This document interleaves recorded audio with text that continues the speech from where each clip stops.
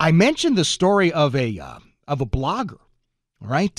Hamza Kashgari, Saudi guy. I mean, I'm going to say kid. I mean, he looks at 23 years old. He's 23 years old, and he sent out a couple of tweets that I thought were fairly benign and innocuous, but there are now people calling for him to be executed. Oh, yeah. Creeping Sharia? You betcha. Congressman Fred Grandy, of course, is a regular contributor to this program every Wednesday morning at this time, as a matter of fact, and he's been all over this story. Fred, good morning. Good morning, Jeff. You are not near your Twitter, are you?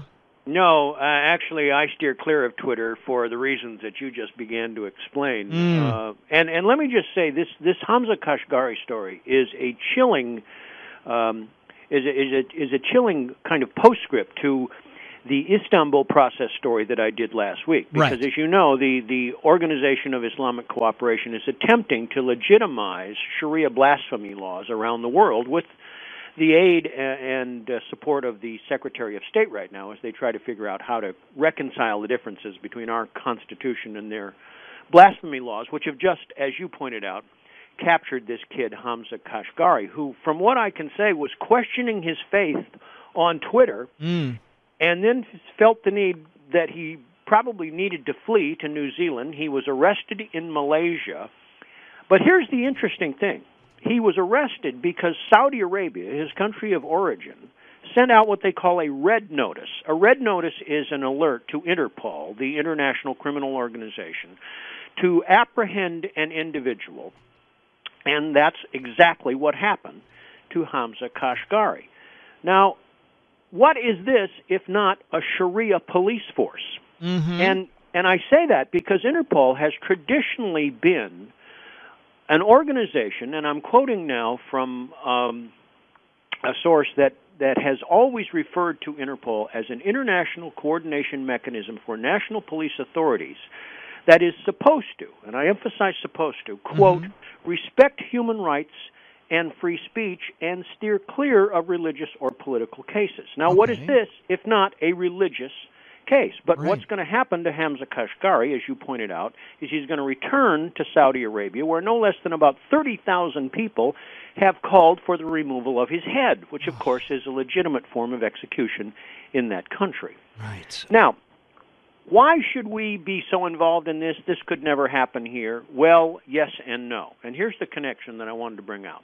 In December of 2009, President Obama issued Executive Order 13524, which essentially extended to Interpol the privileges of a foreign diplomatic mission, which could mean that as an international police force, it would be immune from the restraints of American law.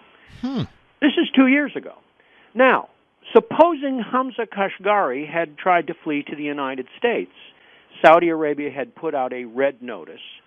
Are we now saying that Interpol could have apprehended him at JFK or Logan and hauled him back to Saudi Arabia? They did in Malaysia. We don't know that.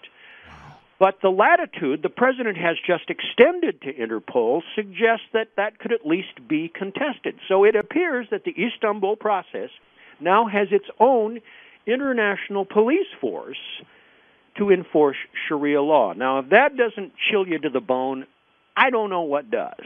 Wow. One more postscript here before we engage in light radio repartee. Yes. One of the places you will not ever find this story, Jeff, is Fox News. Why? Well, it might be that Prince Alawid bin Talal owns 7% of that network and also 4% of Twitter. Wink, wink. Nod, nod. Wow. So, I find as these stories begin to collide with one another, there is a pattern of connecting the dots, which happily you're allowing me to do on the air. But most of this is so far under the radar that with the exception of the people that loyally listen to your show, we will probably never know. But this is creeping Sharia in the most insidious form that I have seen to date. Let me ask you about Kashgari again. Now, is he actually returning to Saudi Arabia? That's my understanding. That Wow. he is essentially being sent back to Kashgari, where he will stand trial. And of course, this is the crime of apostasy, which is a capital offense. in a Sharia state, such as Saudi Arabia. Right. And again, understand that what the Organization of Islamic Cooperation is trying to do is take the laws of Saudi Arabia and Pakistan and those countries such as Somalia and Sudan, where Sharia prevails, and insinuate them into Western civilization, which is all part of the extension of the caliphate. But they now have, it appears, the complicity of Interpol, which, as I always thought, was to some degree an impartial international police force that was merely designed to apprehend criminals, not kids who were questioning their faith on an electronic device. Now, is there any mechanism inside of Interpol? I mean, you've clearly looked into it a lot more than most of us have. Is there an opportunity for another government somewhere, another official somewhere to throw a flag and say, wait a minute, that's not what we're supposed to be about? I don't know if there is an official way to do that. Unofficially, the United States and most Western nations, Great Britain, take your pick, could stand up and say, what, are you kidding me? This is not what Interpol is in business to do. Stand down immediately and let this kid go to New Zealand, where he was trying to find asylum, essentially. Right. But he was arrested in Malaysia, and of course the Malaysians saying, well, we got nothing to do with this, of course. But he was essentially ratted out in a Muslim country. So I don't know, Jeff. This story is to some degree on the back pages of most of our international journalism, but I find this to be enormously chilling right now and something that we need to pay very close attention to, particularly in light of Obama's executive order, which most of us didn't even know about. Right. And what about the money? I know we're just about out of time, but Fred, you were one of the first ones to shed some light on this whole Arab Spring. Now we hear that the president has budgeted just shy of $1 trillion in aid for the Arab Springers.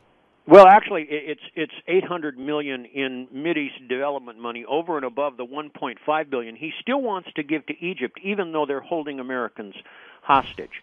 And this is after the Muslim Brotherhood has publicly announced that if the U.S. denies this aid, they'll break the Camp David Accords.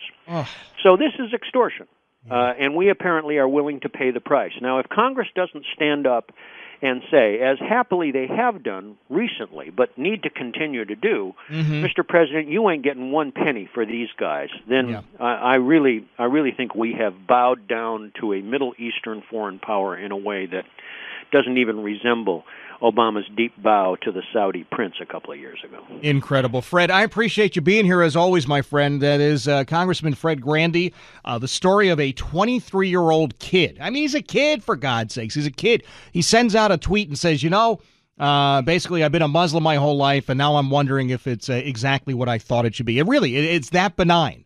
And he's now going to stand trial in Saudi Arabia with the possibility of being executed for saying such stuff.